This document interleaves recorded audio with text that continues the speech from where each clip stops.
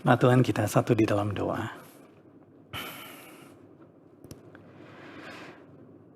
Tuhan Yesus, terima kasih untuk salib yang begitu luar biasa. Salib yang kasar yang menghancurkan tubuh Tuhan. Darah Tuhan yang tercurah untuk kami. Padahal seharusnya kamilah yang tergantung di atas salib itu. Sebab kamilah yang menikam Engkau. Kamilah yang mencambuk Engkau. Kamilah yang memahkotai Engkau dengan mahkota duri. Kamilah yang menimpakan ke atas tubuhmu segala dosa-dosa kami. Kami yang harusnya ada di situ. Tapi Engkau menanggung semuanya dengan kasih sayang-Mu. Kasih Allah yang begitu besar. Dan Engkau menggantikan kami. Maka celakalah kami jikalau hidup kami masih seperti hidup yang lama. Kami berdoa kiranya firman-Mu memberi cahaya bagi langkah-langkah hidup kami supaya kami terus mengiring Tuhan dengan hati yang makin kuat. Hati yang makin mantap. Hati yang bertumbuh menjadi murid Tuhan.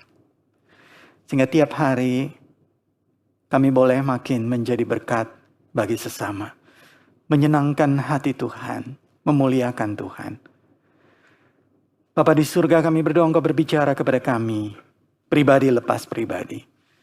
Allah Roh Kudus, biar Engkau menilik hati kami yang paling dalam.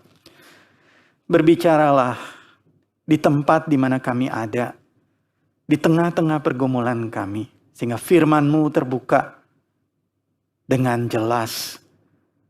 Kami mengucap syukur kepadamu. Kami berdoa meminta di dalam nama Tuhan Yesus, Allah kami yang hidup. Amin. Bapak Ibu Saudara, saya undang untuk bangkit berdiri. Saudara, tema kita pada minggu pagi hari ini, minggu kedua, minggu Prapaskah yang kedua, yaitu salib lambang ratifikasi perjanjian. Saya mengajak jemaat untuk membuka Alkitab, ya, kitab gadgetnya dari Keluaran pasal yang ke-24. Ayat 1 sampai ayat yang ke-18, nanti di dalam khotbah saya juga akan membaca dari Efesus, ya, pasal yang kedua. Tapi untuk kali ini kita hanya akan membaca dari Keluaran pasal 24 ayat 1 sampai ayat yang ke-18.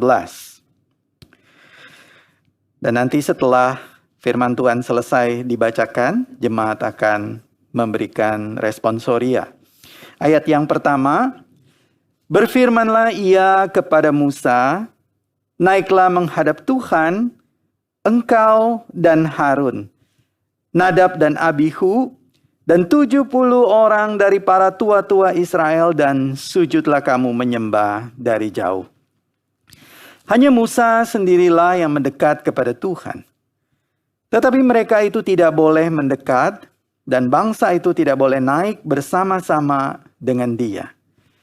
Lalu datanglah Musa dan memberitahukan kepada bangsa itu segala firman Tuhan dan segala peraturan itu. Maka seluruh bangsa itu menjawab serentak, segala firman yang telah diucapkan Tuhan itu akan kami lakukan. Lalu Musa menuliskan segala firman Tuhan itu. Keesokan harinya pagi-pagi didirikannya mezbah di kaki gunung itu dengan 12 tugu sesuai dengan ke-12 suku Israel. Kemudian disuruhlah orang-orang muda dari bangsa Israel. Maka mereka mempersembahkan korban bakaran dan menyembelih lembu-lembu jantan sebagai korban keselamatan kepada Tuhan. Sesudah itu Musa mengambil sebagian dari darah itu. Lalu ditaruhnya ke dalam pasu. Sebagian lagi dari darah itu disiramkannya pada mezbah itu. Diambilnyalah kitab perjanjian itu. Lalu dibacakannya dengan didengar oleh bangsa itu. Dan mereka berkata, segala firman Tuhan akan kami lakukan dan akan kami dengarkan. Kemudian Musa mengambil darah itu dan menyiramkannya pada bangsa itu serta berkata, inilah darah perjanjian yang diadakan Tuhan dengan kamu berdasarkan segala firman ini. Dan naiklah Musa dengan Harun, Nadab dan Abihu, dan 70 orang dari para tua-tua Israel. Lalu mereka melihat Allah Israel. Kakinya berjejak pada sesuatu yang buatannya seperti lantai dari batu nilam dan yang terangnya seperti langit yang cerah. Tetapi kepada pemuka-pemuka orang Israel itu tidaklah diulurkannya tangannya. Mereka memandang Allah, lalu makan dan minum. Tuhan berfirman kepada Musa, "Naiklah menghadap aku ke atas gunung dan tinggallah di sana. Maka aku akan memberikan kepadamu loh batu, yakni hukum dan perintah yang telah kutuliskan untuk diajarkan kepada mereka." Lalu bangunlah Musa dengan Yosua abdinya. Maka naiklah Musa ke atas gunung itu. Tetapi kepada para tua-tua itu ia berkata, "Tinggallah di sini menunggu kami, sampai kami kembali lagi kepadamu. Bukankah Harun dan Hur ada bersama-sama dengan kamu? Siapa yang ada perkaranya, datanglah kepada mereka." Maka Musa mendaki gunung dan awan itu menutupinya. Kemuliaan Tuhan diam di atas gunung Sinai. Dan awan itu menutupinya 6 hari lamanya. Pada hari ke-7 dipanggilnyalah Musa dari tengah-tengah awan itu. Tampaknya kemuliaan Tuhan sebagai api yang menghanguskan di puncak gunung itu pada pemandangan orang Israel. Masuklah Musa ke tengah-tengah awan itu dengan mendaki gunung itu. Lalu tinggallah ia di atas gunung itu 40 hari dan 40 malam lamanya. Demikianlah firman Tuhan. Kami percaya firman Tuhan, ya dan amin. Silakan duduk. Bapak Ibu Saudara yang terkasih di dalam Tuhan, Minggu Prapaskah yang kedua ini kita mau sama-sama merenungkan tentang salib sebagai lambang ratifikasi perjanjian. Ya, atau salib sebagai satu penggenapan dari perjanjian yang sudah pernah Tuhan buat kepada bangsa Israel. Dan Kristus menggenapinya, gitu ya, atau membuatnya menjadi resmi, menjadi official, seperti itu. Bapak Ibu Saudara, kalau kita tadi mengingat di dalam Keluaran pasal 24 ayat 1 sampai ayat yang ke-18 yang kita baca. Nah, ini sebenarnya merupakan satu persiapan sebelum Musa naik kembali ke atas Gunung Sinai. Dan Musa naik ke atas Gunung Sinai untuk menerima loh batu, ya, yang berisi hukum dan perintah Tuhan. Nah, kita tahu di atas gunung itu Tuhan memberikan bukan hanya 10 hukum Taurat ya, tetapi juga di sana diberikan berbagai petunjuk peribadatan umat yang harus mereka lakukan, dan peribadatan ini ditentukan oleh Tuhan.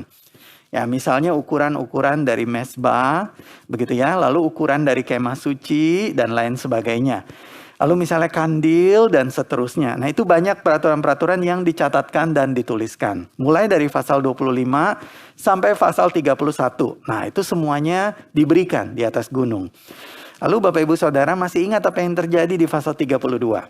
Nah, pasal 32 itu adalah karena Musa lama nggak turun-turun, orang Israel bilang, "Aduh, udahlah, kita membutuhkan satu Tuhan yang baru. Ya, Tuhan yang memimpin kita, Tuhan yang bisa berkuasa menjaga kita. Kita nggak tahu Musa masih hidup atau enggak." Maka mereka mulai menyerahkan anting-antingnya. Bapak Ibu, dalam konteks orang Israel pada waktu itu ya, Timur Dekat kuno, anting-anting itu bukan kayak kita ya. Kalau kita misalnya ke mana? Ke Poheng gitu ya, atau ke tempat-tempat beli emas begitu ya, kita dapat anting nih gitu ya, atau kyonghi gitu kan ya, di dalamnya ada antingnya gitu, bukan gitu ya. Jadi anting-anting itu maksudnya adalah simbol-simbol sesembahan mereka sebetulnya. Karena anting-anting dan emas yang mereka punya itu semua berbentuk misalnya bintang, bulan, begitu ya, dan juga ada tanda-tanda binatang yang sebenarnya menggambarkan itu adalah sesembahan mereka. Dan mereka berikan itu lalu dibakar dan dibangunlah di situ anak lembu emas. Satu peribadatan yang sangat menyedihkan hati Tuhan. Nah, Saudara, di dalam pasal 24 ini, di dalam kedua perikop ini, nah disinilah Tuhan mendirikan perjanjian yang kudus ya, dengan bangsa Israel melalui pencurahan darah. Nah, kalau kitab Keluaran ini disebutnya sebagai The Book of Covenant ya. Kita udah beberapa minggu ini ya terus mengulang kitab Keluaran lalu diulang-ulang. Ini adalah The Book of Covenant. buku atau kitab Tuhan membuat perjanjian dengan bangsa Israel. Maka pasal 24 ini disebut sebagai the blood of covenant. Inilah darah perjanjian yang Tuhan curahkan, membuat perjanjian dengan bangsa Israel. Nah, perjanjian dengan Tuhan ini bisa terlihat di dalam struktur-struktur di dalam perikop yang tadi kita baca. Ya. Tadi di ayat yang pertama dan ayat yang kedua, perjanjian ini tidak dimulai dari niat baik bangsa Israel mau berjanji dengan Tuhan. Tidak pernah demikian. Saudara, perjanjian itu selalu dimulai dari inisiatif Tuhan sendiri. Tuhan yang memanggil, Tuhan yang mengundang, Tuhan yang menyediakan media perjanjian itu. Maka Tuhan juga yang menyambut bangsa Israel. Ayat 1 dan 2, Tuhan memanggil. Itulah sebabnya kalau di dalam ibadah kita selalu ada panggilan.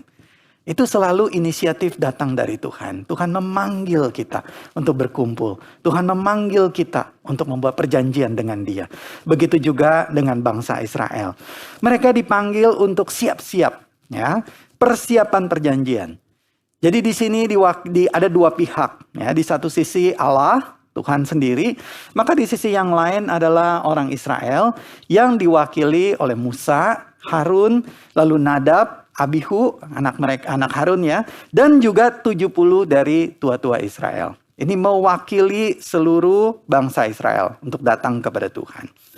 Lalu di ayat yang ketiga A, tadi kita sudah membaca, di sana Musa menyatakan atau membacakan ya dari isi perjanjian itu, yaitu segala firman dan peraturan. Jadi sebelum perjanjian itu ditandatangani begitu ya, karena darah itu sebetulnya adalah seperti melegalkan begitu, atau seperti bentuk tanda tangan. Maka isi dari perjanjian itu dibacakan dulu, sanggup enggak begitu ya? Benar-benar sungguh mau mengikut Tuhan. Nah, maka ayat yang ketiga B, umat itu ya jadi pihak yang kedua. Maka mereka berkata, iya kami sanggup. Ya, ayat yang ketiga B dikatakan, segala firman yang telah diucapkan itu kami akan lakukan. Ini sebelum anak lembu emas ya Bapak Ibu ya. Sebelum anak lembu emas. Ini sebelum ada kesulitan dan lain sebagainya. Lalu ayat yang keempat, isi perjanjian itu dituliskan sebagai pegangan bagi umat. Ya, jadi karena kalau mereka mendengarkan terus, karena ini kan kebudayaannya oral ya, kebudayaan yang dituturkan seperti itu. Maka harus ada sesuatu yang ditulis buat pegangan. Maka ditulislah semua itu di atas loh batu ya. Nanti Musa naik ke Gunung Sinai diberikan oleh Tuhan. Nah lalu ayat 5 sampai ayat yang ke-8, nah ini adalah prosesinya perjanjian itu. Maka dilakukanlah perjanjian itu. Ada elemen-elemen perjanjian di situ ya. Jadi darah, lalu ada pengorbanan di situ. Dan kalau kita perhatikan lembunya itu bukan satu, bukan dua, tetapi banyak ya. Karena kata yang dipakai itu adalah bentuknya jamak. Jadi mereka memberikan persembahan kepada Tuhan. Ayat 9 sampai ayat yang ke-11, maka Tuhan berkenan. Kita tahu dari mana Tuhan berkenan. Yang pertama, mereka bisa melihat bahwa Tuhan hadir. Dikatakan mereka melihat Tuhan, ya. Atau sebetulnya di sini dikatakan mereka melihat penampakan Tuhan, kakinya, begitu ya. Dan ini memakai istilah-istilah kiasan, cahaya yang berkilau dan lain sebagainya. Nah, jadi waktu Tuhan hadir itu sebenarnya menandakan Dia berkenan. Nah, yang kedua adalah orang Israel waktu itu mereka makan. Nah, makan di situ sebetulnya adalah bentuk dari berkat dari Tuhan. Jadi Tuhan berkenan, Tuhan senang dengan respon umat bangsa Israel. Mereka menyanggupi perjanjian ini dengan Tuhan. Maka Tuhan hadir dan Dia memberi berkat. Maka setelah itu dilangsungkanlah penulisannya. Yaitu apa? Pasal 24 ayat 12 sampai 18. Musa naik ke atas gunung ya, yaitu untuk menerima isinya dari Tuhan. Bapak Ibu Saudara yang terkasih dalam Tuhan, pada hari ini kita mau fokuskan kepada elemen-elemen dari perjanjian itu. Nah, tadi di ayat yang kelima kita melihat elemen-elemen itu ada macam-macam ya. Yang pertama itu adalah disebutkan korban bakaran, lalu korban keselamatan. Nah, memang di dalam terjemahan bahasa Indonesia ini bentuknya tunggal. Tapi kalau di dalam terjemahan bahasa Ibraninya dan juga terjemahan bahasa Inggris bentuknya adalah jamak. Artinya ini adalah sesuatu yang mereka lakukan berkali-kali, bukan sekali begitu. Dan nanti di dalam kitab Imamat ini diberlakukan. Gitu. Menjadi satu bagian dari ritus ibadah umat Israel kepada Tuhan. Yaitu harus ada korban bakaran kepada Tuhan. Harus ada binatang yang Tuhan tentukan, misalnya lembu, begitu ya, atau domba, atau kambing. Dan itu dibakar atau disembelih, dibakar. Nah, itu menjadi korban keselamatan ketika darahnya dicurahkan pada mezbah. Dan yang kedua elemennya adalah lembu jantan. Pasal 5a. Jadi harus ada binatang yang dikorbankan, harus ada darah yang dicurahkan, ya. Lalu elemen yang ketiga, pencurahan darah di sini. Sebagian ditaruh di dalam pasu, lalu sebagian lagi disiramkan di mezbah. Bapak Ibu Saudara, waktu kita berbicara tentang darah di sini, apa sih maksudnya? Kenapa harus darah? Kok kayaknya serem, begitu ya? Serem sekali. Kenapa harus darah?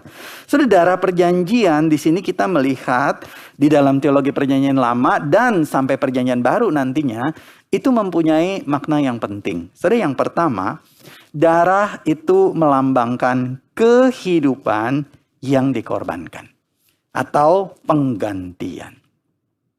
Saudara, binatang yang dikorbankan itu menggantikan umat menanggung maut yang ditimpakan ke atasnya. Saudara masih ingat kalau bangsa Israel itu datang beribadah kepada Tuhan, nanti ya kalau kita melanjutkan pembacaan Imamat, ya Bilangan, Ulangan, maka selalu imam itu akan memimpin korban. Ya, korban syukur kepada Tuhan, korban bakaran, ya, korban keselamatan. Nah, biasanya ada binatang yang dikorbankan yang ditentukan, begitu ya. Dan binatang ini harus binatang yang tidak bercela, tidak bercacat. Maka dia disembelih, dikorbankan. Kenapa? Apakah pada hari itu mereka mau berpesta, harus potong binatang? Bukan. Karena harus ada yang dikorbankan. Kenapa? Karena sebetulnya yang berdosa itu adalah umat. Mereka yang berdosa bersalah kepada Tuhan. Tetapi yang dikorbankan itu adalah binatang yang Tuhan tentukan. Supaya hukuman Tuhan itu dijatuhkan ke atas binatang ini. Nah, itu adalah bentuk yang Tuhan tentukan. Bentuk ibadah yang Tuhan tentukan supaya Israel mengikutinya. Nah, sebetulnya bagian ini itu sudah ada mulai dari bahkan dari kitab Kejadian, ya. Nah, ini yang saya kutip sebetulnya adalah peristiwa di mana Abraham mau mempersembahkan Ishak anaknya yang Tuhan tentukan kan untuk persembahkan di atas gunung untuk Tuhan. Tetapi karena Tuhan tahu hatinya sungguh-sungguh mengasihi Tuhan, maka Tuhan katakan jangan sentuh anak itu. Lalu Tuhan sudah menyediakan di sana pengganti, yaitu seekor domba jantan. Maka Abraham mengambil domba itu lalu mengorbankannya sebagai korban pengganti. Dan kalau kita menarik lagi konsep penggantian ini, sampai pertama kali Tuhan menciptakan Adam dan Hawa, yaitu di dalam Kejadian pasal 1, 2, dan 3, maka kita melihat ada penggantian. Bapak Ibu masih ingat ya, siapa yang pertama kali jatuh di dalam dosa? Ya, kita kurang ngaku lah ya, gitu ya. Bapak Ibu siapa? Ayo, yang pertama kali jatuh dalam dosa, Adam atau Hawa? Hawa, ya, suara Adam pasti kuat menjawab. Hawa, gitu ya. Gitu ya. Kamu bikin dosa, kita semua sengsara, begitu ya. Nah, padahal yang dihukum pertama kali siapa? Bapak Ibu? Lupa ya. Yang dihukum sama Tuhan pertama kali siapa? Adam ya. Kan Hawa, kamu nih yang bikin dosa, saya hukum kamu duluan gitu. Nggak ya, yang dihukum pertama kali oleh Tuhan, Adam, si pemimpin itu, begitu ya. Jadi dia tidak memimpin dengan baik, begitu. Nah, waktu mereka sudah jatuh dalam dosa, maka mereka mencoba berusaha sendiri dengan usaha mereka sendiri, menutupi rasa malu, ya, guilt dan shame, gitu ya, rasa bersalah, rasa malu di hadapan Tuhan. Tapi Tuhan bilang itu nggak bisa, harus diganti. Maka Tuhan membuat dari kulit binatang. Nah, Bapak Ibu, untuk membuat dari kulit binatang berarti harus apa? Harus ada binatang yang dikorbankan pada waktu itu. Jadi sebetulnya konsep penggantian ini adalah konsep yang dari pertama kali Tuhan sudah tentukan. Sampai kepada perjanjian baru Tuhan juga tentukan. Tuhan mengganti umatnya ya. Tuhan mengganti kita. Maka yang kedua, darah juga melambangkan apa? Yang pertama tadi penggantian, ya ada kehidupan yang dikorbankan. Maka yang kedua, penyucian. Pengudusan atau penghapusan dosa. Makanya tadi Musa mengatakan ya, jadi sebagian darahnya ditaruh di pasu, lalu sebagian lagi dipercikan ke mezbah. Nah itu maksudnya adalah lambang penyucian. Dan nanti kalau kita belajar kitab Imamat ya, kita melihat bahwa setiap elemen-elemen dari bait Allah itu semua itu dipercikan dengan darah karena itu adalah lambang penyucian, begitu. Nah, jadi kalau di dalam kitab Bilangan juga ini misalnya ya, itu diulang-ulang. Itu menjadi korban penghapus dosa, korban penghapus dosa, korban penghapus dosa dengan darah. Nah, di dalam Ibrani pasal 9 ayat 22 ditegaskan apa? Dan hampir segala sesuatu disucikan menurut hukum Taurat dengan darah. Dan tanpa penumpahan darah tidak ada pengampunan.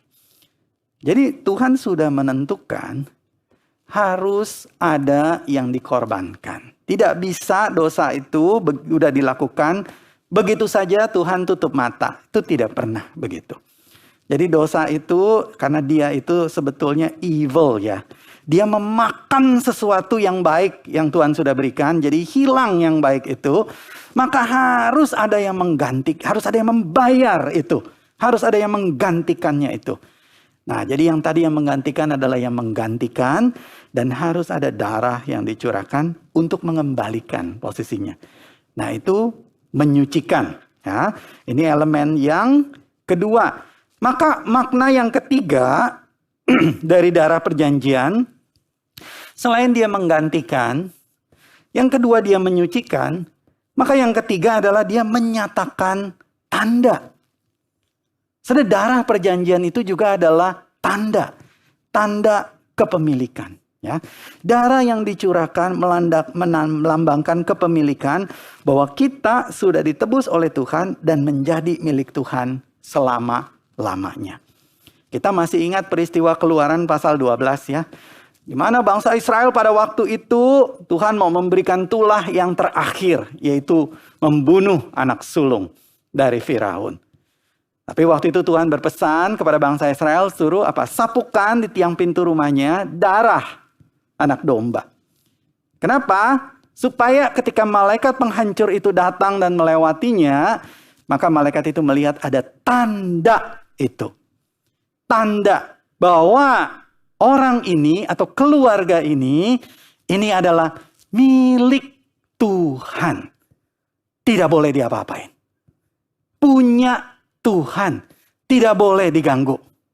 Ini milik Tuhan. Bapak Ibu Saudara yang terkasih di dalam Tuhan, ini yang menjadi satu ingat-ingatan kita. Darah perjanjian. Dia menggantikan, dia menyucikan, tapi juga dia memberi tanda seperti stempel ya di dalam hati kita. Itulah sebabnya di dalam 1 Petrus 1 ayat 18-19 dikatakan, sebab kamu tahu bahwa kamu telah ditebus dari cara hidupmu yang sia-sia. Yang kamu warisi dari nenek moyangmu itu bukan dengan barang yang fana. Bukan pula dengan perak atau emas. Melainkan dengan darah yang mahal. Yaitu darah Kristus. Yang sama seperti darah anak domba yang tidak bernoda dan tidak bercacat. Bapak Ibu Saudara yang terkasih di dalam Tuhan, apakah kita menyadari waktu Tuhan Yesus itu mati di atas kayu salib dan dia mencurahkan darahnya untuk kita, maka sebetulnya dia memberi tanda kepada kita. Ketika kita percaya kepadanya, kita adalah miliknya. Kita menjadi milik Tuhan selama-lamanya. Saudara, inilah makna dari darah perjanjian. Dan ini terjadi Tuhan buat dengan bangsa Israel di perjanjian lama. Ya, pertama kali waktu Tuhan mendirikan covenant itu, perjanjian itu. Maka di dalam perjanjian baru kita melihat ini ada satu perjanjian baru yang mengubahkan, satu perjanjian baru yang menegaskan Tuhan Yesus di malam sebelum ia diserahkan. Maka di dalam Lukas pasal 22 Dikatakan demikian juga dibuatnya dengan cawan sesudah makan. Tuhan Yesus berkata, cawan ini adalah perjanjian baru oleh darahku yang ditumpahkan bagi kamu. Saudara, jadi perjanjian yang sudah dibuat dengan bangsa Israel di dalam perjanjian lama itu, Tuhan genapi di dalam dirinya di atas kayu salib. Maka dialah binatang yang dikorbankan itu. Dialah domba Paskah yang disembelih itu. Bahkan dikatakan dia adalah imam besar. Dia membawa, kalau imam itu kan membawa persembahan ya, masuk ke dalam ruang maha kudus. Tetapi Tuhan Yesus, dia imam besar, dia membawa persembahan yang sempurna, yaitu dirinya sendiri. Untuk mati di atas kayu salib dan mencurahkan darahnya untuk kita. Bapak Ibu Saudara, Efesus pasal 2 ayat 14-15 mengatakan apa? Karena dialah damai sejahtera kita yang telah mempersatukan kedua pihak, yang telah merubuhkan tembok pemisah, yaitu perseteruan. Sebab dengan matinya sebagai manusia, ia telah membatalkan hukum Taurat dengan segala perintah dan ketentuannya, untuk menciptakan keduanya menjadi satu manusia baru di dalam dirinya. Dan dengan itu mengadakan damai sejahtera. Bapak Ibu Saudara yang terkasih di dalam Tuhan, ini adalah sesuatu yang Tuhan mau dari hidup kita. Jadi waktu Tuhan membuat perjanjian dengan bangsa Israel, Tuhan mengatakan, Israel, aku sudah mengganti engkau dengan binatang ini. Israel, aku sudah menguduskan engkau dengan darah ini. Israel, engkau sudah aku beri tanda, engkau milikku selama-lamanya. Maka Tuhan mau berkata kepada Israel apa? Engkau harus jadi manusia baru. Dan itulah yang Tuhan mau katakan kepada kita. Yesus mati di atas kayu salib untuk menggantikan kita. Dosa-dosa kita. Yesus mati di atas kayu salib mencurahkan darahnya menebus kita. Sehingga kita itu kudus dan menjadi milik Allah. Selama-lamanya. Maka Tuhan membuat kita, membentuk kita menjadi manusia yang baru. Makanya tadi berita anugerah juga bagus ya dibacakan ya. Siapa yang ada di dalam Kristus, dia adalah ciptaan yang baru. Yang lama sudah berakhir, sudah berlalu. Yang baru sudah datang. Bapak Ibu Saudara yang terkasih di dalam Tuhan, inilah darah Kristus. Inilah ratifikasi dari perjanjian itu. Di mana Kristus menggantikan kita. Substitusi. Ya. Di mana dia menjadi korban penghapus dosa. Hidup kita dikuduskan di hadapan Tuhan. Bukan dengan kemampuan kita. Tapi karena ada darah Kristus yang sempurna. Dan yang ketiga, kita bukan milik kita sendiri lagi. Tetapi kita adalah milik Allah. Saudara, setelah kita tahu hal ini, bagaimana kita harus meresponinya di hadapan Tuhan? Apa yang Tuhan mau kita lakukan? Maka Galatia pasal 2 ayat 19-20 di sana dikatakan apa? Sebab aku telah mati oleh hukum Taurat, untuk hukum Taurat, supaya aku hidup untuk Allah. Aku telah disalibkan dengan Kristus. Namun aku hidup. Tapi bukan lagi aku sendiri yang hidup, melainkan Kristus yang hidup di dalam aku. Dan hidupku yang kuhidupi sekarang di dalam daging adalah hidup oleh iman di dalam Anak Allah yang telah mengasihi aku dan menyerahkan dirinya untuk aku. Bapak Ibu Saudara yang terkasih di dalam Tuhan, Rasul Paulus di dalam pemahamannya yang mendalam tentang kasih Kristus menyadari bahwa dia sudah mati. Saudara, kita semua juga sudah mati. Di mana kita mati? Saudara, kita mati seharusnya kitalah yang gantung di atas kayu salib itu. Kita mati betul-betul sudah tidak memiliki kuasa atau memiliki hak atas hidup kita sendiri. Tetapi dikatakan, namun aku hidup. Karena kasih karunia Tuhan yang besar, kita hidup. Tapi hidup kita ini bukan lagi hidup yang kita mau. Tetapi hidup kita ini dikatakan adalah Kristus yang hidup di dalam aku. Bapak Ibu Saudara yang terkasih di dalam Tuhan, izinkan saya memberikan kesaksian sedikit ya. Setelah waktu kami pindah ke rumah yang baru ini, nah ada satu bagian di dalam rumah yang perlu diperbaiki, gitu ya. Nah waktu mandi, begitu ya, cuci muka, sikat gigi, saya menyadari bahwa cermin di dalam kamar mandi kami itu kok kotor sekali cerminnya. Saya tanya kenapa bisa begitu. Nah ternyata Ini setelah tukang dipanggil begitu ya. Jadi cermin itu dia menempel pada dinding, begitu kan ya. Lalu di bawahnya ada tempat untuk mencuci tangan kan. Nah, lalu tukangnya itu berkata, ini problem yang umum katanya di Singapura. Kenapa? Karena mungkin terjadi leaking. Ya, di tembok itu airnya merembes sehingga air itu masuk dan dia sampai tembus ke cermin, begitu. Tembus ke cermin dan dia membuat kayak kotoran-kotoran ya di cermin itu. Jadi kotor, betul-betul kotor. Jadi kalau mau berkaca begitu ya atau mau mempersiapkan diri itu susah sekali melihat diri. Jadi nggak nyaman sekali. Bapak Ibu Saudara, lalu tidak lama kemudian si tukang itu mengganti begitu ya. Ini nggak bisa. Jadi ini memang nggak bisa dihapuskan, nih harus diganti dengan yang baru. Lalu saya bilang, lo nanti rembes lagi gimana begitu ya. Lalu dia mengatakan, ya harus diganti lagi, dia bilang begitu. Jadi memang ini problem yang berulang-ulang katanya begitu. Karena kenapa? Karena airnya di dalam tembok itu terus-menerus mengalir. Ini ada leaking yang tidak bisa dibereskan. Jadi dipasangkan lagi begitu. Dipasangkan, nah ini tukangnya memang baik ya. Jadi dia pasang semuanya, dibaguskan, dan setelah itu dibersihkan semuanya. Dan puji Tuhan, ya bagus hasilnya. Dan kami punya cermin yang bersih sekarang. Jadi kalau mau mempersiapkan diri ya, ngaca, pakai dasi begitu. Nah, semuanya udah lancar dah semuanya. Bagus seperti itu. Bapak Ibu Saudara, saya pikir mungkin begitu juga dengan hidup kita ya. Bukankah hati kita juga seperti cermin? Pertanyaannya, ada berapa banyak kotoran di sana? Bukankah Tuhan katakan hati kita itu cermin supaya orang lain bisa melihat wajah Kristus ada di dalam hati kita. Tapi waktu mereka melihat hati kita, mereka melihat hidup kita, mereka melihat tindakan kita, apakah mereka bisa membedakan ini adalah anak Tuhan atau bukan? Atau mereka sebetulnya mengalami kesulitan untuk melihat perbedaan. Karena yang mereka lihat sebenarnya tidak terlalu berbeda, sama saja. Sama-sama oportunis, misalnya begitu. Sama-sama saling memakan kawan dan teman. Sama-sama kalau misalnya ada kesulitan tidak membantu. Bapak Ibu Saudara, apakah kotoran-kotoran di dalam cermin hati kita itu tiap hari kita serahkan kepada Tuhan? Tuhan, tolong bersihkan hati saya. Tuhan, tolong bersihkan hati saya. Beri saya kekuatan. Biar Allah Roh Kudus memampukan. Supaya cermin itu makin lama makin bersih.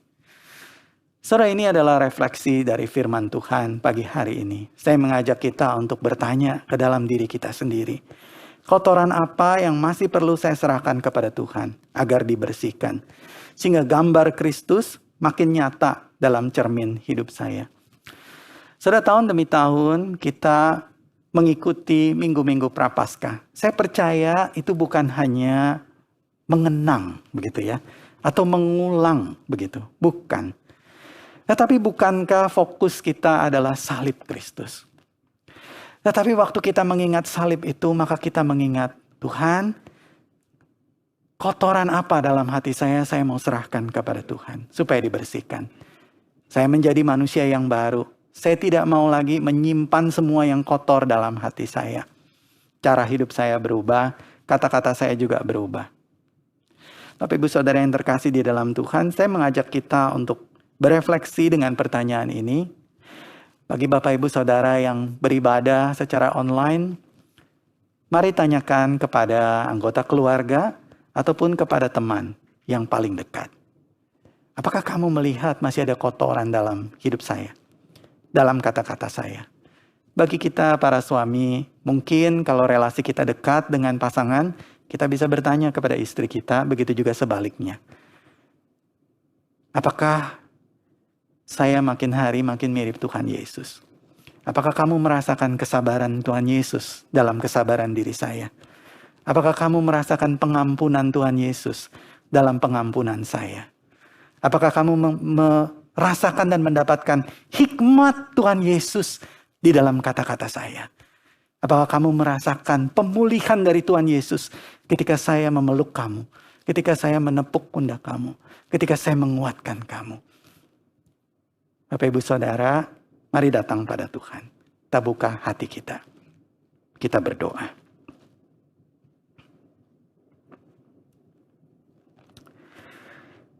di hadapan-Mu ya Tuhan. Allah yang kudus, Allah yang suci, tapi juga Allah yang mengasihi kami. Engkau merelakan anak-Mu sendiri, Tuhan dan junjungan kami Yesus Kristus, mati di kayu salib untuk menggantikan kami yang seharusnya dihukum oleh Tuhan oleh karena dosa-dosa kami. Darah yang sudah dicurahkan itu menandai bahwa kami sebetulnya adalah milik Tuhan. Oh Tuhan, biarlah ini membuat hati kami melimpah dengan syukur. Tetapi juga terus memberikan kekuatan di dalam hidup kami untuk memiliki satu kehidupan di mana Kristus yang hidup di dalam hidup kami. Kristus yang hidup di tengah-tengah keluarga kami, di tengah-tengah pernikahan kami. Kristus yang hidup di tengah-tengah cara kami parenting anak-anak. Kristus yang hidup di tengah cara-cara kami ketika kami menempuh studi, di kuliah. Ada satu kekuatan dari Tuhan. Ada integritas yang ekstra dari Tuhan. Ada anugerah yang besar yang menopang kami. Kristus yang hidup di tengah-tengah kami bekerja dan melayani Tuhan di masyarakat. Kristus yang hidup di tengah-tengah kami melayani Tuhan. Apapun yang kami kerjakan. Tuhan, kami berdoa biarlah di dalam minggu-minggu Prapaskah ini, salib Tuhan itu betul-betul makin jelas di dalam hidup kami. Salib yang mulia. Salib yang menggantikan kami. Salib yang menyucikan kami. Salib yang membuat kami menjadi milik Tuhan. Kami bersyukur kepadamu.